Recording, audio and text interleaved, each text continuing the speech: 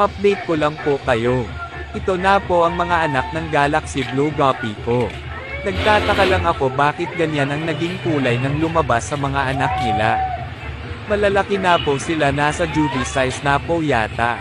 2 months old na po sila kasi. Kaya medyo litaw na kahit papano ang mga kulay nila. Kaso talagang nagtataka ako bakit ganyan ang lumabas na kulay nila.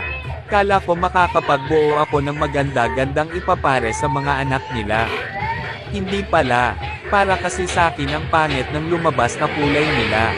Yun lang po guys, ingat po kayong palagi. Salamat po sa panunood. Pa-like and pa-follow na rin po ako. Salamat. Update ko lang po kayo. Ito na po ang mga anak ng Galaxy Blue Guppy ko. Nagtataka lang ako bakit ganyan ang naging kulay nang lumabas sa mga anak nila. Malalaki na po sila, nasa juvie size na po yata.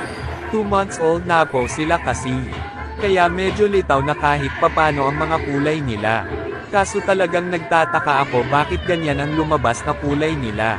Kala ko makakapagbuo ako ng maganda-gandang ipapare sa mga anak nila. Hindi pala, para kasi sa akin ang pangit ng lumabas na kulay nila. Yun lang po guys, ingat po kayong palagi. Salamat po sa panunood. Pa-like and pa-follow na rin po ako. Salamat.